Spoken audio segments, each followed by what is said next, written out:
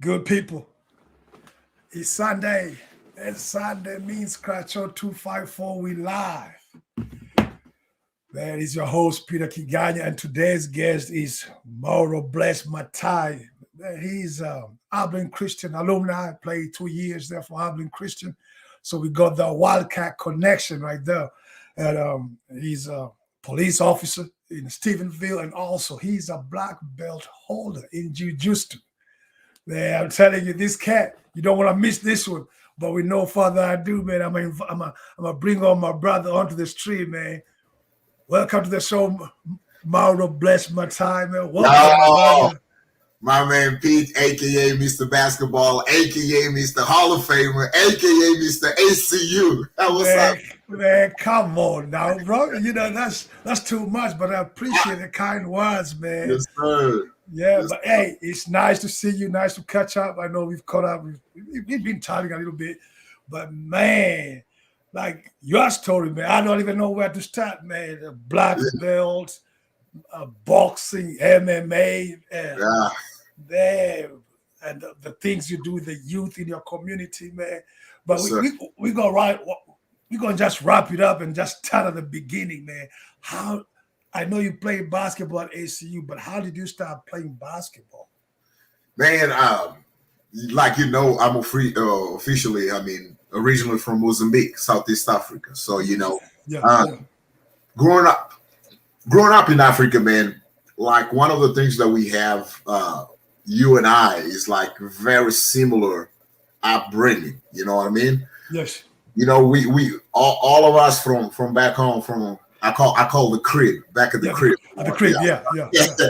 So every one of us from back of the crib, like back at the crib, soccer, football is the main sport. Yes, yes. So any other sports become secondary to the king sport, which is universal king is football, soccer. Yeah, So playing basketball was one of those deals. Like, cause I tried to play soccer. Like I grew up playing soccer in the streets. We all did, and I was good enough, to play. But yeah. like I wasn't good enough to play with the kids back home because they were like, they legit. So You was crowd. You was yeah, crowd. Yeah, yeah. soccer back home. Here's a different story. I can make the team, but Yeah. back home, man, we're just different. I was a little tall for most of the kids my age, and I was slow compared to them. So then I made the transition. Actually, the day that I started playing basketball, I got cut from the soccer team, which was like the very initial team. So back home, we have club teams, big club teams. So we walking from the field across it, and we see these kids playing basketball. We're like, man, since we can play soccer, let's go like to join these kids. And we Yeah. get there, man, and they be like, "What are you doing here?" I was like, "I was just trying to play basketball." They'd be like, "Okay, come on, get in line." So we start doing layups, and I'm like, "This is kind of nice," you know what I mean? So Yeah. from that point on, you know, and I fell in love with basketball, and also my brother, my older brother, man, my older brother was built just like you. You know what I mean? Yeah. Like 6'9", 6'10", like freaking cut diesel, just big dude, like freaking just breaking rims. Real big, but he didn't love basketball. You know what I mean? Yeah. And we had recruits from teams in the city coming in and trying to get him to go play, man. And this is funny, Pete. The first time they brought him some Converse, Wow. basketball Converse. Yeah, Wow. Look at here, man. yeah, just to the dude, you know what I mean? And Yeah. my brother took the shoes in front of my mom, and he went to practice like for 3 days, and that dude quit. He just need the shoe, man. He just Yeah, need he the just shoe. wanted the shoes. I like, wow. So watching him, being recruited, it made me want to work and become like my brother, like to the level that they can come and recruit me to play basketball. You know what I mean? So, Yeah. But my journey to the States is very different. There's a coach who happens to be a missionary and he happened to coach at ACU. And yeah. that's how my journey begins. How does your journey begin from coming from Mozambique to the States? To Because the States. Yeah. So I'm in Mozambique and I'm about, shoot, when I actually break through on the basketball. Because growing up, I was just one of the kids on the team, and we had 3 teams. For the very first level. Here will be equivalent as a freshman in high school. So, but it was for a club team. So, was a lot of kids trying to play. So they made 3 different teams. Yeah. So original was supposed to just be A team and B team, but then they made A team, B team, C team, and then the scrubs they created a different team, and we were on a Z team, and I was on a Z team. So I'm on a Z team, man. Just watching these dudes on the A team every day, and Z team we practice like at 4:30. Yeah, before the team came. Before the team, so then we got Z, we got C, we got B, then A. And I got there at 4:00 every day to practice with the Z team.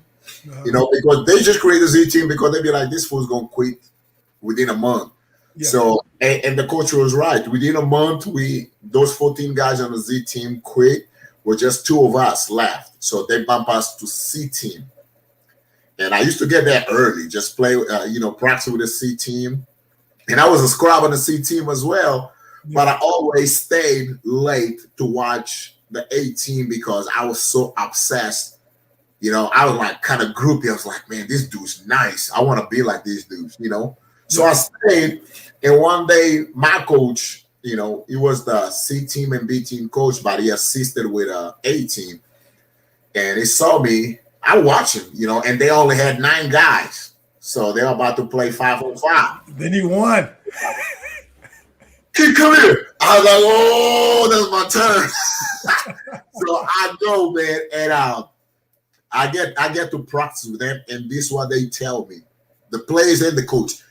Whenever you catch the ball, just pass the ball. Don't dribble. Don't do nothing. I was like, man, I was in heaven. I was like, I really don't care. Yeah, I can pass it. Yeah. And fast forward, 5 years later, I was the youngest, player and the only player on that team to be selected to play on a senior national team. As a 17, 18-year-old. Wow. And then so that's when I broke through, man, because I was just grinding every day. Then we went to Afrobasket in Morocco in 2001. And I was still the youngest player over there on the team, and and I wasn't expected to even play. But during the time that we spent in Portugal prior to go to Morocco, man, I was any opportunity that I got to jump on a court, man, I gave my all. And all of a sudden, we get to the African basketball, championship, and I'm on the starting lineup. I'm on the starting lineup, and I'm playing with some of the best bball players in Africa. Some of the guys already were over here, college. We had a couple of Nigerians in NBA. So, I was in heaven, man. I was that young cat and just grinded. And I go back home, and back then one of the teams from Morocco wanted to sign me and these other guy on the team to a professional contract to play over there. Yeah. And we were like, I was excited. You ready? Let's go. Yeah, let's go. You know what I mean? Yes, my way out. Yeah, that's my way out of poverty, But during that time, I was already trying to come to the United States to go to college, but I didn't have any connection. The only connection that I had was a couple other guys from back home, and they took my highlight tape, whatever. And, no answers. So I get home and I was like, man, I'm fixing to take this opportunity. But the way everything worked out, and how politics play back home. Yeah. The president of the Basketball Federation was like, man, I can't lose my best player or my youngest best player on the team to go play professionally in Morocco. Even though that, man, this is my life. I gotta, make it for my family, So he he negotiated the contract, so I ended up not even going. And I was like, yeah. And I was kind of depressed, frustrated. And during that time, I was just, man, and I was like, man, anybody they put in front of me, man, any ball that goes off the rim, I got it. That I'm here. Yeah. So I was just this dedicated just to kill. And this American basketball coach was in Mozambique during this time, and he was helping with a women national team, and he saw me play. And my head coach had talked to him like, "Hey, this is the key that I've been telling you about that I'm trying to get into the United States." So that coach saw me playing, was like, "Man, I like everything that you do. I got a friend in Midland, Texas, you know, who is yeah." I was like, I don't even know what Midland is, man. All I wanted, here we go. Yeah, I just got to get out of here, yeah. man. So he was like, I can get you in contact with him. I can tell him about you, but he's the head women's basketball coach. I was like, cool, but he knows connection. Yeah. So the Midland women's basketball coach tells the Midland head men's basketball coach about me, and this guy called me with my broken English and everything, man. I answered all the questions. And you know, a month later, I was here in the United States, man. Man, that's crazy that you played in Midland, because I played in Frank Phillips. Yeah. I think that was battle, yeah. Yeah, and it's crazy. You played, and I played at Frank Phillips. We played against Midland, and you know, like, and then I end up at ACU. You end up at ACU, man. Hold up. Yeah. And like, you know, and you know, Region 5 junior college, our conference was one of the toughest conferences in the nation. Tough. Yeah. But so when you transitioned to the States, what was your biggest challenge? Because when I came over, I didn't know winter, I didn't know summer, I didn't know none of that. I came with a little backpack and I'm like, let's go. Man, I didn't have anything to carry.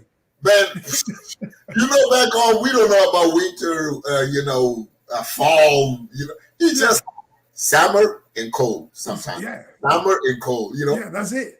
So like, it was funny, man, because I get here, I'm in Midland, I was like, man, I didn't know the United States have places like this, but I'm just blessed to be here. Yeah. So in the mornings, man, I wake up and I just look out of the window. If I see sun, for me, it was like, okay, it's a good day. So I walk outside, man, with like, you know, shorts, t-shirt, and I'm going to class. Bro, I'm dying cold. My ears freezing. I'm like, damn, it's cold out here. Yeah. Because I didn't know the weather. And one of my roommates, actually, you know him, Thomas Unger. Yeah. You know, so he was my roommate. He was like, dude, I know you're from Africa. My dad's from Africa too, but you got to check the weather on the weather channel. So every morning I had to turn channel 18 just to see what's the weather like. I don't, you know, because it didn't matter if it was sunny or not sunny, you know. Yeah, the chill factor. It'd be 30 degrees outside, you know. Yeah. Because back home it's sunny, you know, it's hot. You know, hot. Yeah, it's hot. Yeah. So that was one of the toughest transition was the weather. You know what I mean? Oh yeah, that no doubt, man. Because I remember that a family came and they bought me a jacket. I didn't have any of that stuff. Nothing.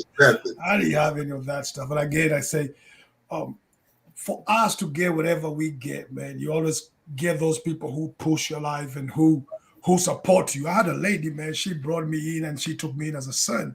Yeah. I don't know for you what resources you had, but this lady was key in everything I did, because when school was closed, they didn't tell me this when they told me about the scholarship. I don't know.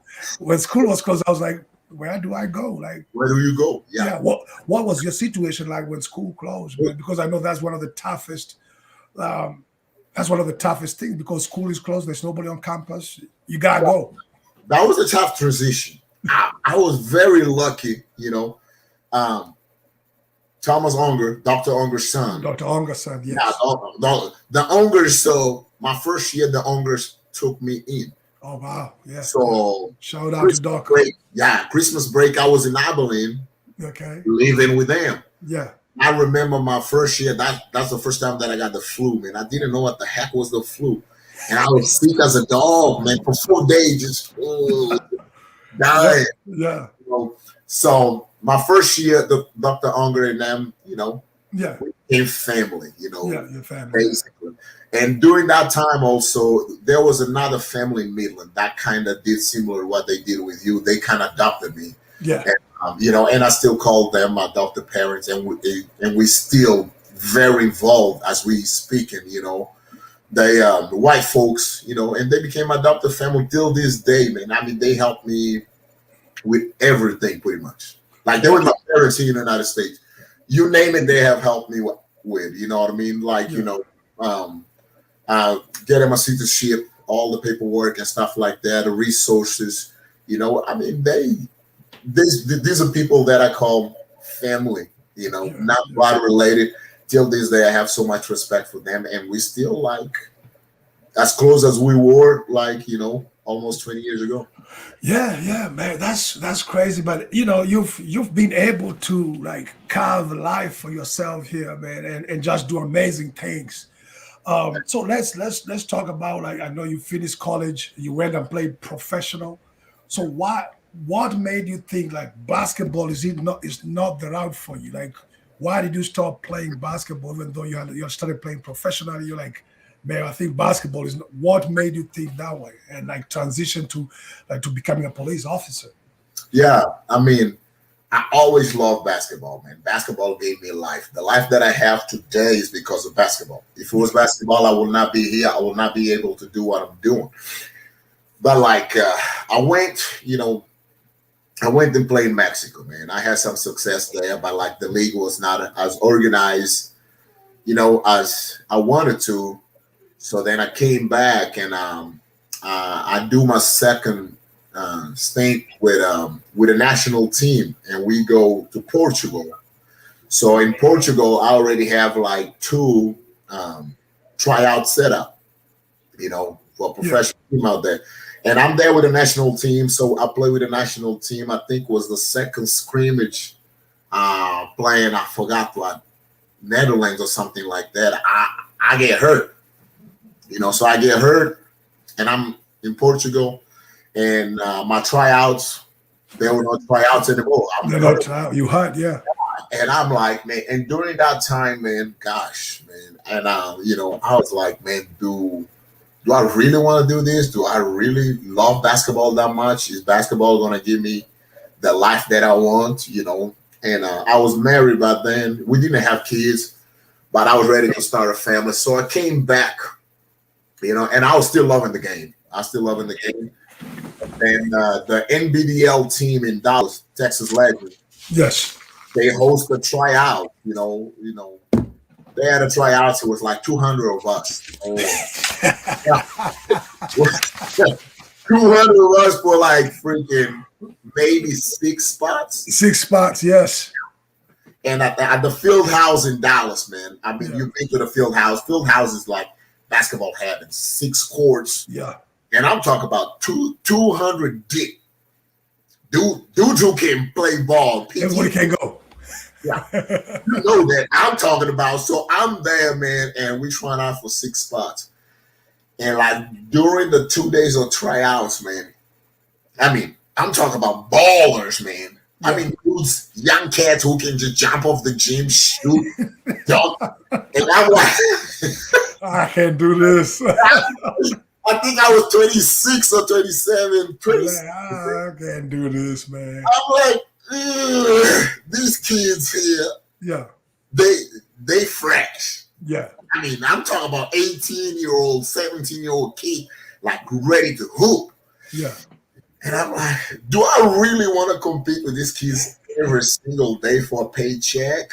I mean, and how much is the paycheck going to be like? You know what I yeah, mean? It's yeah, not like Europe, because I didn't want to go back to Europe and, travel and stuff like that and leave my wife. I wanted to be here and get my life started.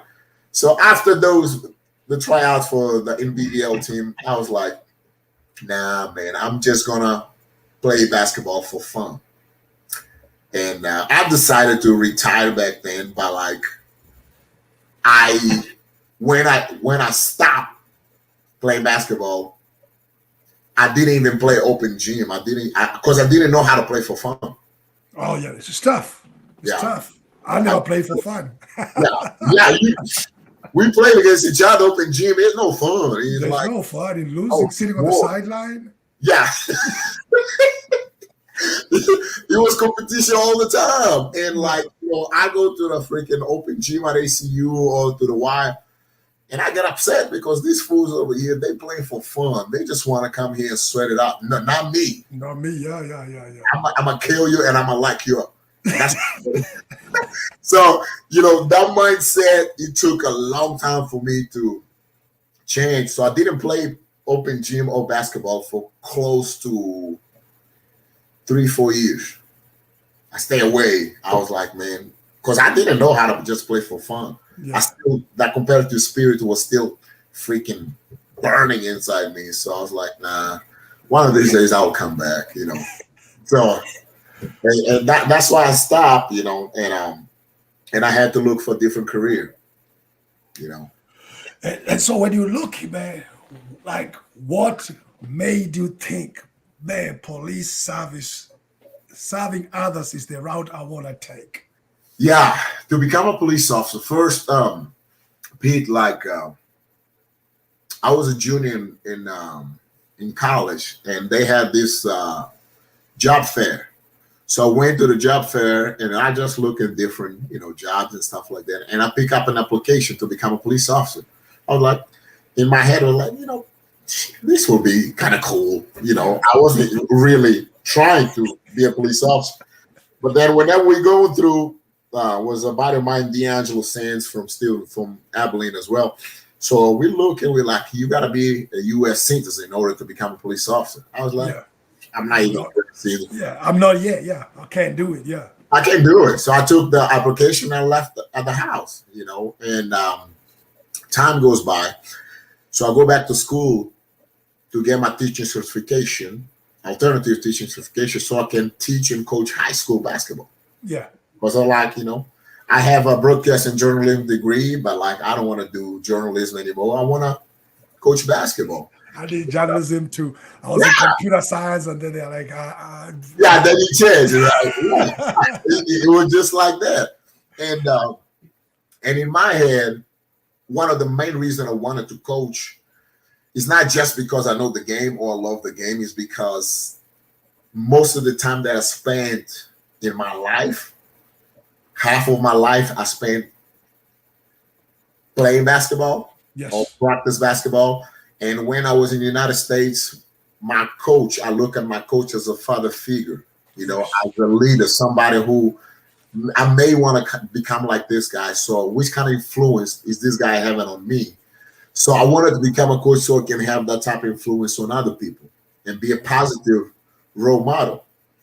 And then during that time, I become a U.S. citizen, and I have one exam left to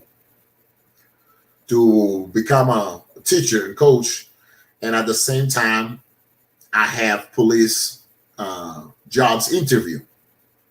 And I pray, I say, God, whatever you give me, that's where I'm going. So whatever it comes first, I'm taking. Yes.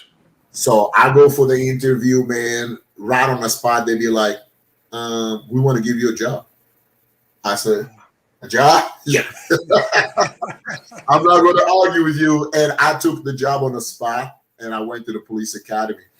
And not knowing the way God works things, becoming a police officer allowed me to be a coach, be a mentor, and be a leader. The maybe a better opportunity that I could have had if I became a school coach or teacher. Man, I know, right? I know, and you've done such amazing things, and one of the things I've really liked about what you do is like just how much an influence you are in the community that you reside in, whether it's at Midland, even in Stephenville. Man, let's talk about like when you're involved like in rope youth programs, man. Like, how did you become a part involved in that? And again, as you talk about, that's an opportunity to coach and mentor young people. Yes, yes. So when I get to Midland my freshman year, that summer I start working with basketball summer camps. Then in Abilene, same thing, Wildcat camps, sports camps. Yes. So I always, work there because us being international, working summer camps is money and you have a place to stay. So J-Mo always hooked me up with those jobs, and my coach, so they knew. So I go to Odessa, I'm working there at the PD, and they have this program called Police Athletic League, which pretty much is a extracurricular activity for the kids. We do summer camps with the kids, in the community. Kids who don't have a good relationship with the police, so they become closer to the police and they understand that we all one. Yeah. They read my resume, they see that I work with kids, and they put me in there. They be like, you can help this summer. I'm like, woo. This is what I wanted to do. Yeah, this is what I wanted to do. And and I started doing that. I do that the first 4 years and stuff like that. Then I became one of the main guys in the program. And then throughout that time, Rope Youth is another leadership program for, kids at risk. So the guy called me, hey, I want you to come and teach some, immigration and leadership classes for us. I was like, yeah, it's an honor. So I started doing that, and start mentoring these kids. And then I leave the Odessa Police Department to go to Odessa College. And whenever I get to Odessa College, I was like, man, I need to continue working with these kids. So I started a new program called Choices. Yes. Which is first time offenders, juvenile offenders with nonviolent crimes. So I started teaching those classes for free.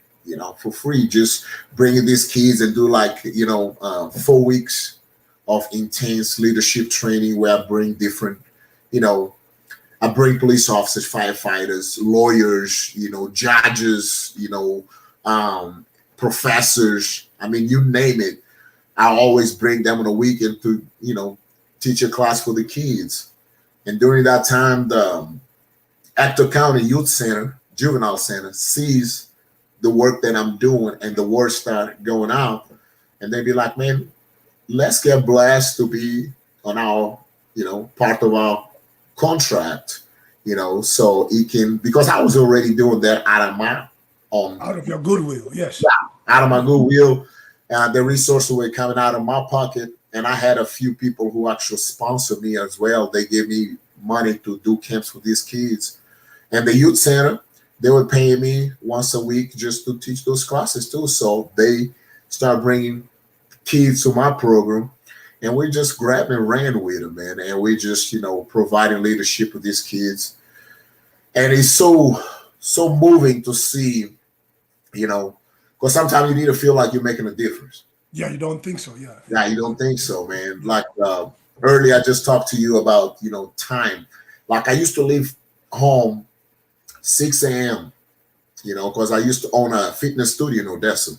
Yeah. So I left home 6 a.m., go train people, get home, shower, get the kids, drop their kids at school, go to work 8 to 5, leave work, go to the gym to teach another class. Right after the class, I teach this kids program. And right after the kids program, I used to drive to Midland to go train jiu-jitsu. So I didn't get home until freaking 9, 10 p.m. every day. Man, talk about I got 6 jobs and I don't. Yeah.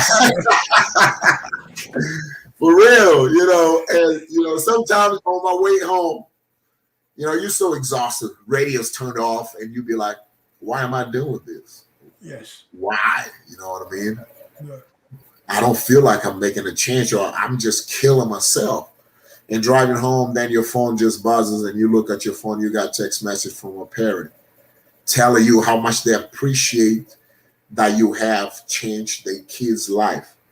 They be like, man, my kid used to do this and this and that at school, but now my kid is a changed kid. He's focused on boxing, he's focusing on his grades, all of this because of your program. Yes. And during that time, I was like, shoot, God, I'm sorry, man, I'm not tired. I can't complain no more. No, I can't go play no more. I'm back at it. And that's why always kept me going, just to see how much of a good influence we were having in the kids in our community. You know what I mean? Yeah, and the thing that has just amazed me, even in the last, I knew you, but like me doing research on you, the thing that has amazed me is just how dedicated you are at everything you do. Like even as a police officer, you are. You received the Police Officer Courageous Act Award. Yeah, yeah, You're a black belt jiu-jitsu master. Man, yeah. come on now. Boxing, you're have a 4-0. Like, what's the drive though? Why not just go there and just do the minimum and get through? Man, my mom and my dad, you know what I mean? Yeah. And they always work hard, because we were not rich. We were a poor family, but I already had seen what hard work looks like. And God giving me the opportunity to be in the United States, I can't take that for granted, man. Man, say that again, bro. You know what I mean? I can't just wake up and just be another guy. Yes. I came from too far. I came from poverty with nothing. So I was like, everything that I do, I'm gonna give my all. I mean, and now I mainly do because of my kids. I don't want my kids to have excuses. I want my kids, will they have excuses? Yeah, on their own, but they can look at my career, look at my life, and be like, man, this a guy that came to the United States without speaking any English. Yes. No English. No English. I went from college first in his family. Become a business owner. Yeah. Become a fighter. Play basketball on full scholarship. I mean, what excuse did they have? They have no excuses. I mean, you and I, we play basketball with no shoes sometimes.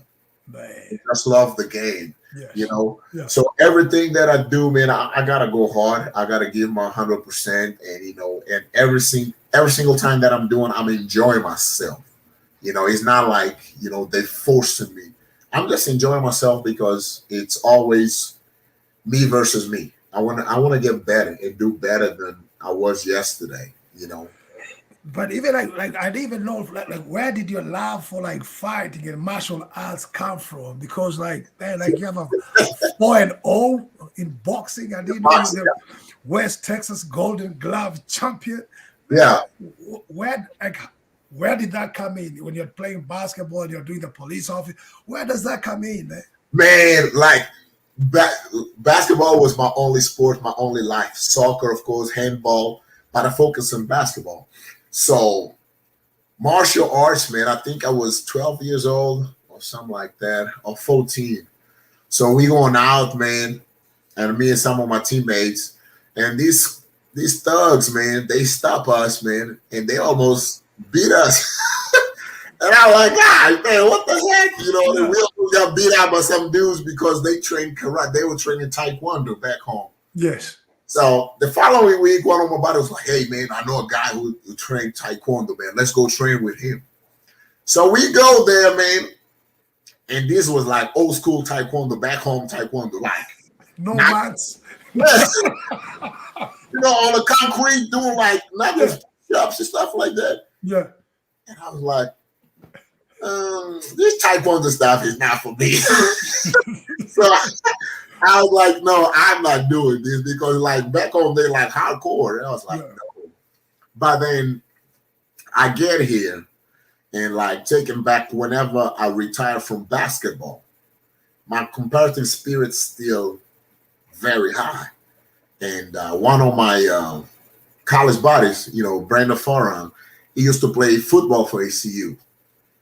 And he had a gym, LA Fitness in Abilene. And I go to the gym. I was like, man, this dude fighting now? That's cool. So I go there to visit, because I still want to train to just stay in shape. Basketball was my way to stay in shape. Yes. Now you don't have that. Yeah, I don't have that, because I can't play basketball. My mindset is not that. Yeah. So I go to the gym, and I start training MMA. And I was like, man, this is good stuff to stay in shape. So we doing sparring one of the rounds, and like, and I never done in MMA before in my life. I'm just an athletic guy. Yeah. And when I threw a high kick, he catches this kid in the head, boom, he drops him. And I'm like, and my coach is like, you know you can fight, right? I was like, I'm learning to fight. It was like, man, I can get you a fight. So he got in my head, man. So my focus now was like, I'm just going to try to be good at this, you know, because being at the gym, I realized that I wasn't a violent guy, but I was ready to fight if somebody was trying to fight me. Yes. I was always ready to fight. And whenever I started training to learn how to fight, I realized that I really don't know how to fight. You know what I mean? And you don't know that. I was like, wow, I really don't know how to fight. Yeah. I'm a tough guy. I can fight, but like, I don't know how to fight. Yeah. These guys, they know how to fight. So I want to learn how to fight. So I started training, you know, and, you know, one thing led to another. Boxing opportunities came about. And, you know, I did one MMA fight, and then I transitioned to boxing, you know. And I just started enjoying the art. I was like, man, I enjoy doing this, you know what I mean? Yeah. Wasn't any thought. I mean, for a minute I thought about becoming professional and trained, but like coming from a basketball background in that professional life, I know what it takes to be good at any professional sports. And I wasn't willing to put my body through that anymore as far as like being a professional. Because you and I, we know professional is not like, you know, just wake up and be like, okay, I'm going to be a professional basketball player. No, you got to put the time in. Yeah, you got to put the time in. Yeah. Nutrition, gym. I mean, it's so many things. So I didn't want to go that route. I was like, you know, I enjoy just, you know, doing this. And martial arts was just escape for me. Stress relief.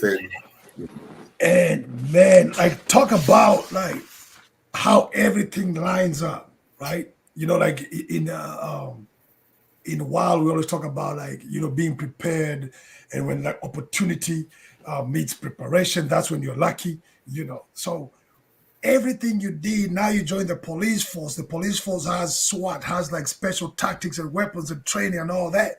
And now you're pulling from your resource of like MMA, and now you're teaching self-defense classes, man. Yeah. Was that something you saw, or was that just something that really happened and it was just the perfect timing for you?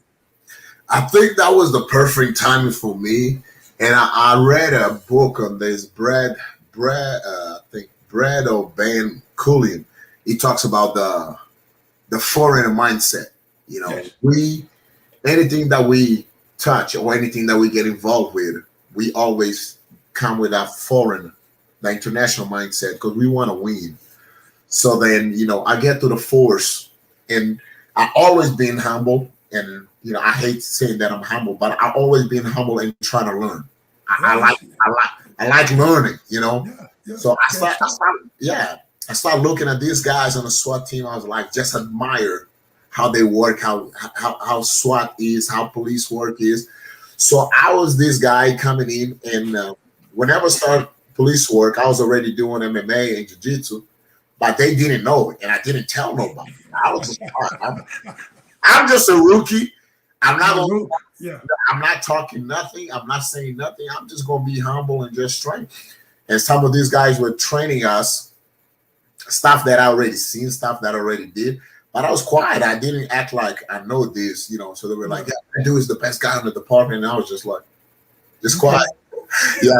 So gets time to, you know, roll and stuff like that, grappling. And they'd be like, man, you trained before? I was like, yeah, training. You know, I do a little bit. I'm like, man, this guy is good. And I was like, man, I'm not even that good about it, you know, compared to what the level that they were. I was good.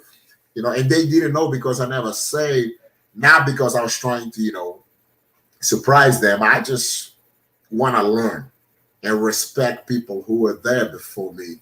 Yeah. You know, so that being humble, you know, helped me out because, you know, this guy comes, there's some people that come with experience, tactical experience, you know, the rifles, you know, firearms and stuff like that I needed to learn because I never done that before. Yes. I didn't have a gun back home. I didn't have a gun until 1 year before I became a police officer. That's when I bought a gun, my first gun. The shooting stuff like that was all new to me, and I needed to learn.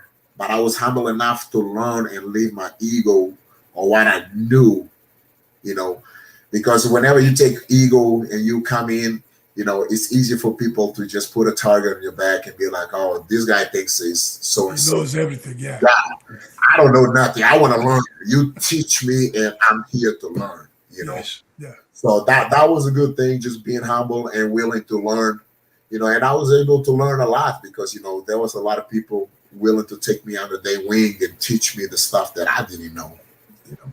Yeah, but we can't talk about policing, man, and everything that's going on, and you just the impact you have on the communities you reside in, and then when you see all these videos of this is police brutality, this is police violence, and how does that even affect you, and how does it even affect the relationships with people who people already know, but now they're looking in a different aspect, like, this is a police officer, man. Yeah. It's really tough, especially the past 3 years has been really tough. Whenever I was in Odessa, I work mainly in Hispanic and Black neighborhoods, Yeah. And Hispanic and Black neighborhoods, they knew me because that's my area, high drug area. And the guys even used to talk, there's an African over there that runs and never quits. So don't mess around. and about 5 or 6 months ago, one of the new officers called me. It was like, man, Bless, I got this guy, man. He was telling me about you, man. He was about to run, but I was like, man, why you didn't run? And he told me, it's like, man, the African guy, man, he catches everybody. But going back to that, the black community or minority community not trusting law enforcement, of course, affects me because first of all, I'm a Black guy. Whenever they look at me, they don't look as African. Yeah. They haven't heard the accent. Yeah. They just look at me, look at the Black guy, and they look at my uniform. It's an officer. Yeah. And most of the encounters that we have with the public, 99% of the time, 80% of the time, we arresting somebody or giving somebody a ticket. So it's majority of the time that we encounter people is not a good experience for the other part. Yes. So that it makes it easier to associate police with negative, because the encounters are almost good. All is not good. Yeah. Not good. And but one of the things that always made me different is because I always been involved with the community. It didn't matter what. And basketball was one of the ways to get me involved with the community. So I was at basketball gyms playing with the same guys that selling dope. Right? Yeah. I was boxing with some guys with warrants. I was at MMA gym with some guys who, disliked the police, but they didn't even know it was the police until some of the person in the gym be like, hey man, don't do that. That's an officer. They'd be like, you're a police officer? I was like, yeah, man, but I'm just trained. They were like, damn, I never seen a police officer like you. Yeah. I'm showing you my human side. I'm showing you who I am. The uniform does not make me who I am. You know what I mean? It's the way I treat people. Yes. Because every encounter that I have with people on the streets, I gotta think about it. Okay, what if this kid was my son? Because this kid looks like my son. He's Black like me. Yes. Okay. Yeah. What if this kid is my daughter? Because this little girl, light skin or white girl, look like my daughter. I gotta protect this person. I'm not looking at them just based on the color, but there's have been a distrust with the police and the Black community for years. This is nothing new. But one of the things that police can do better, also the community can do better, is transparency. Yes. We gotta make sure that people know what we're doing.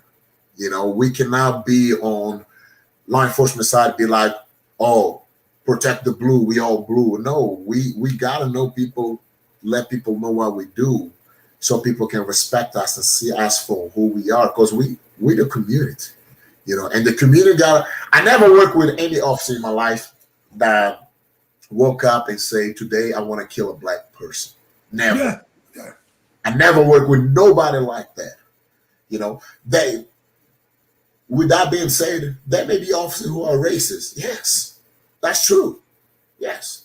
Just like everybody else. There's some people who are racist than anybody else. Yeah. Like anybody else. But, at the end of the day, man, most of the people that I've worked with is people who get in a job to help people, to serve their community. Regarding the race of that person, like most of the guys that I work with, they just good people who want to help people. But then we have those few, people who do this and that, and that's the ones that we see on TV. You know what I mean? So I'm always advocate to that communication between the police and the minorities, because we are one at the end of the day. Yeah, but again, the things you've done in your community show that, you being involved with the different youth programs, and you trying to give the youth chances to become better in life. Even your instance where, let's talk about your award when you got the Courageous Act Award. Yeah. So you go to serve a high warrant arrest, and this lady jumps, right? Yeah. Yeah. Nah, that's so crazy, man. So we here, man, like three of us, and we in this apartment, and like I just got this feeling, man, because I look at her. She's by the door that leads up to the veranda outside, the porch, and I was like, and I just got a feeling like, man, she doesn't want to go. So my sergeant at the time is calling to make sure that we got the right person. We know it's the right person, but we just want to get 100% match. Yes. So during that time, man, my sergeant's like this, not even looking at her, and I'm paying attention to her. And we have two other officers right outside the apartment.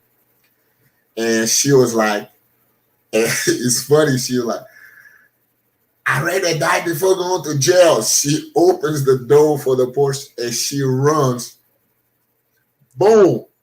And by that time, I took 2 steps. I don't even know, but I took 2 steps and I grabbed her by the ankles like this. Wow. And my sergeant comes in, grabs her at the leg.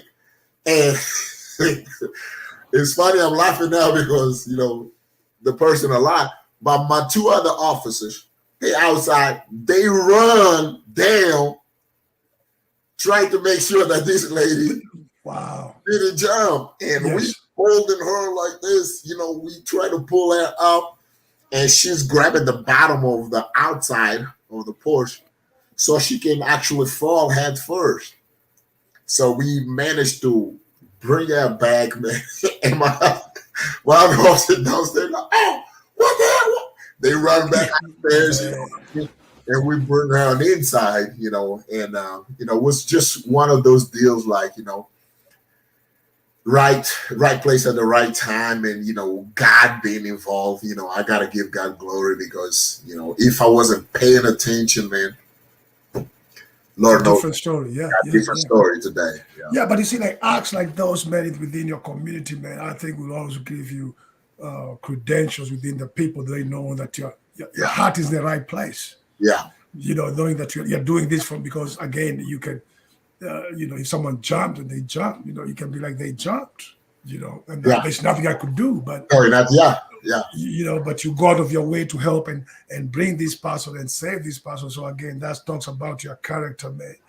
But in everything you've done, you've done so much. I don't even know if I might have left out some more information on here. What is it that has pushed you so much to excel, or for you to grab to opportunities which are out there, and for you just to ride with them, man? Man, I think, the one thing for me, like, is just being grateful for all the opportunities that I have, man. Like, growing up, my dad, whenever I was 16 years old, he left home. And whenever he left home, my mom didn't have a job during that time, so we rented our 2-bedroom apartment that we were living in, and we moved into 2 different single rooms apartments. Back home, man. You 10 rent by 10s, man. yeah. They're not apartments, man. No, they're not apartments at all. They're rooms. That's it. That's it. Yeah, they rooms, man. They rooms. And in my room, the only thing that fitted was just one single bed mattress. I could extend my arms like this and touch both sides. Yeah. Okay. That's how wide, my room was. And like every single day that I wake up and I have a roof under my head, I can put fuel on my truck. I can buy my kids shoes. I can provide for my family. Every single day that I see that, I don't forget where it came from. It just reminded, like, man, God got your back, and like, why should you just quit now? Why should you quit?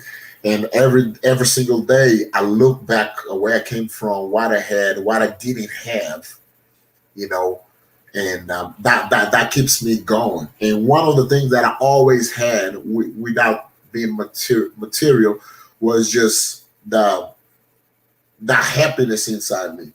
That didn't matter what was going on, man. I'm gonna be a positive influence everywhere I go. You know what I mean? Everybody that comes around me, I want to make sure that if we're together, we talking, we have a great experience. By the time you leave our conversation, we both have gained some from each other. You'll be like, man, it's cool to be able to talk with this person. So that positive vibe, man, was something that always brought positive energy and responses into my life. Became a blessing, you know what I mean? Because I met a lot of guys, that just had conversation with me one time, turn around, there's the same people that giving me a business opportunity. Yes. And I'm like, why? I was like, man, your energy is fulfilling. Your positive spirit is fulfilling. That's why we want to connect with you. So, being positive and staying positive and know where you came from has helped me a lot. But in the same aspect, you come here and you do all these great things, and it's tough sometimes to remain humble because of what you achieve here. Yeah. And then when you go back home, people look you in a different aspect. Yeah. People cannot relate because most of the people who you grew up with have either moved on and you don't have friends. What are some of the challenges you faced when you go back home? When you went back home, for instance, like, and you land and you back home and you think, man, I'm back home. What's up? Yeah. Man, my first time going home after being in the United States, I was still young. And of course, you go back home with a chip on your shoulder, like you just came from America. Yeah. So you act like you're better than other people, I'm from the States, man. Can't tell me nothing, man. Man, what? I play ball in the States, Yeah. I'm on a scholarship, Yeah. I'm that dude, Yeah. So new shoes, clothing, and stuff like that. So the first time was that mindset, you know what I mean? Yeah. And then the second time, kind of the same, but then I didn't go home for 10 years. Then I went home this past time. I was like, and you start looking back, you'd be like, realize how blessed you are to be where you are, to be doing the things that you're doing, to be in a position that you are, So this last time was not about, flashing or flexing on nobody. We're just, we're just about enjoying what home is, enjoying the people, have conversation with people, sit down, have a glass of beer, and just laugh at stories from back in the day, and just look at opportunities. How can I make my people better? The mindset is that now, because some of the guys that grew up with you, grew up with us, man, some of them have made it and some haven't made it. Yeah. You look at them right now, you be like, man, his mindset or their mindset still 14, 15 years behind me. I'm on a different level. Yeah. I'm on a different level. Right now, my goal I've seen what you do, the way you push basketball to not just Kenya, but to Africa. The opportunity that you are bringing there, man, is crazy. Anyway, any NBA is executives, if you come across this video, man, get this man right here on your staff. Get this man right here on your staff, because this man is changing the game. You know what I mean? And just see what you're doing, Pete. You know, it inspires me to want to do even more. Inspired me to not just create a scholarship, but I want to build a school. I want to go and remodel my elementary school, which Pete still look the same that I went to school at, 20 years, 25 years ago. I'm like, man, my elementary school still look the same. Why? Yes. Why are we still behind like that? What can I do to make my people better? Because me shining, I could go home and shine and be cool and stuff like that. But that's not fulfill me. It's nothing, bro. No. I think at the end of the day, it's tough. Like, that's why I look at it. At the end of the day, man, it's just tough, man. It's gonna go away. When your time is up, man, you don't live with nothing. You leave everything here and you go just you. Amen. You just go just you. And like, when I look back, man, I always tell people this: there was nothing special about me. When I was growing up, there was nothing special about me. I wasn't the best talented kid. I wasn't, there was a whole bunch of kids who could do the same things I was doing. Ooh. But I was just lucky that when the time came for whatever that coach was thinking, my name came up. Ooh, Pete. You see what I'm saying? Like, bro, if you were just to come and just look, you would not be like, "Oh, he's gonna make it." There was nothing special about me. No. So when I look back and I look at other kids, I'm like, it's the same way. And when I see people trying not to just get serious about like opportunities in sports or in music or whatever back home, and just try and push education is the key. I'm not disagreeing education is not the key, but I'm just saying education is not for everybody. No. Someone might be good in playing a guitar, man. Let's make them go to school, let them learn the guitar. Let's push that too. So that's what I'm trying to do, man. It's just like, let's just open opportunities. Let's talk to different people, and even sharing your story and even your transition here and how you've been able to, because I think the misconception we have in Africa is that success, especially in sports, is equated to playing professionally in sports. Yeah. Has nothing to do with that. Yeah. But I'm saying sports can be a doorway for you to get wherever you want to go. It is. And it's the same way. I mean, it's freaking crazy because we didn't even talk about this before. But like, I wasn't the best player. No. Growing up, I wasn't the guy. I mean, I was playing good, but it wasn't not the kids with crazy crossovers, crazy handles. But like, I was the one that had that chance, had opportunity, and took and ran with. I was lucky, just like you say, I was lucky, and I got it. And like another thing you're talking about, the equivalence of sports and professional, like, dude, like, we got so many people in sports that turn out to be successful in different areas. But like, we learned something every day that we went to practice. If I don't dive for this ball, if I don't show up on time for practice, if I'm not cheering for my teammates when I'm on a bench, if I don't get this rebound, I'm not playing. Yes. So that has taught me a lesson. Like in life, nothing is personal. It's all about, it's business. It's all about the perspective that you have. I got to get this rebound, because if I get this rebound, coach is going to be like, man, this kid is playing. I got to put that overtime, what I mean? Boxing, I got to stay in the gym and work on the jab. Yeah. I mean, all translates to life in general. Yes, and it's tough, man. It's unfortunate. That's not the mindset we have as, like a whole, but like Africa. I think if you think about the resource, we have the best resource, human beings. We got we got kids, man. We got the youth so fast, so talented, so creative, so fast. Their minds absorb so much because of just their upbringing. Like in my country, kids, there's some kids who speak 6, 7, 8 different dialects. Yeah. So that their minds are used to like picking up stuff everywhere. Yeah. So when that person, you put them in any environment, they're bound to succeed because their mind is not caught in just a specific way of thinking. Yeah. And it's unfortunate, bro. Like we don't have more. But again, shining your story, man. I hope it inspires one person, man, back in the motherland, and even here, whoever's watching, that they can be like, I can be whatever I want to be.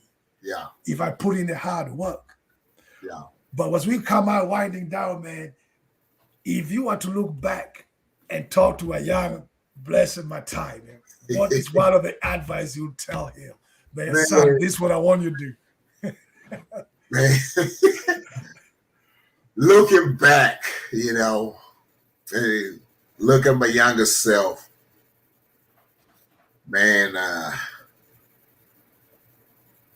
Look at my younger self. One of the things that I will tell my younger self is like, listen to the OGs, man. We always too late. It's too late. Yeah, it's late. Because, man,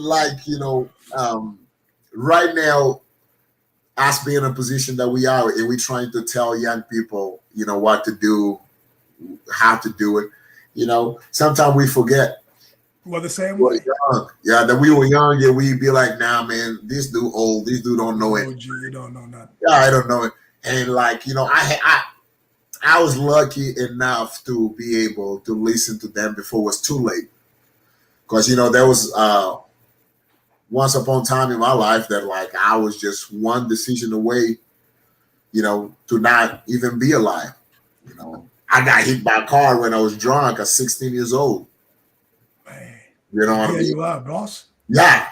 At 16 years old. And I'm like, man, if I had made a bad decision, I'm just one decision away. Yes. So listen to the OGs, man, and maybe train a little harder. Put in work. That's a little harder.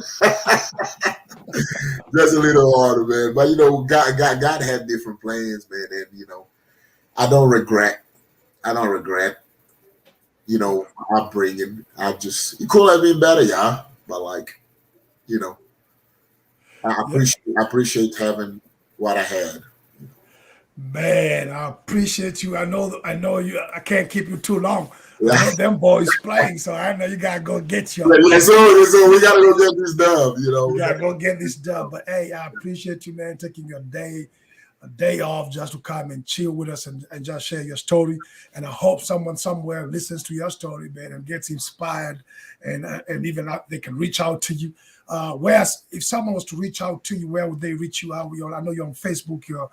Yeah, I'm on Facebook, man, and right now, you guys can check out my cool Brazilian Jiu-Jitsu. That's my cool is my tribe up northern Mozambique. My cool Brazilian Jiu-Jitsu. You can check me out there. You can check me out on Instagram, Blessed Matai. And of course on Facebook. I'm there, man, and one of the things that I want to say before we log off is Kenya, please listen to me. This guy did not pay me anything, okay? We're friends. We don't hang out every single day, but I'm gonna tell you guys, don't be like the rest of African countries that you see a talent, a national treasure like Peter, and not take advantage of him. Put this guy in a position that he can help your country grow even more. You have the resources in-house. Take advantage before it's too late, man. We don't want to bring a guy from Europe, a guy from America to do something that your son can do it. Your son is a basketball Hall of Famer at one of the major universities over here, man. Come on. Take the time, look at the work that is doing in your community and in the United States. This is the guy that you have on your staff, man. If you listen to me, Kenyan authorities or whatever administrator, man, put this guy. Make this guy, man. Come on, man. Stop playing games, man. I appreciate the kind words. I think the time will come, man. The time will come. I think I'm hoping, but one day the time will come and everything can line up again, as you say. Sir. But in the meantime, I just got prepared, man. I hope one day all we're talking and manifestation, right? Your manifestation, yeah. Yeah. I believe you get there because, man, you have done some amazing things, and it's not over. Man, I appreciate the vision is amazing. Yeah, I appreciate the kind ones, bro. But I'm gonna let you go get them Cowboys, man. We're gonna pack those bags. We're going to the Super Bowl, baby. Super Bowl, man. Much love, brother, man. And Scratcho, Daniel, let's go. We're together, baby. Man, thank you, bro. Appreciate your time, man. Thank you. Yes, sir. Holla.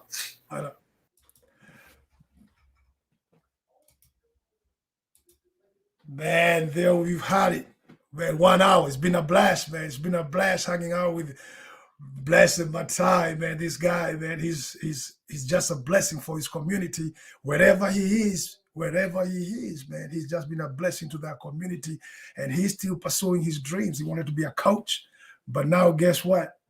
He's doing the same thing, mentoring the youth as a police officer and just being that leader in his community. So, man, shout out to him. And everything he's been able to achieve. Again, sports can be used as a gateway to where you want to go. It doesn't necessarily mean you have to play professional sports, but that can be your doorway to whatever you want to be. Until next time, that's my time. This Pete, I'm out.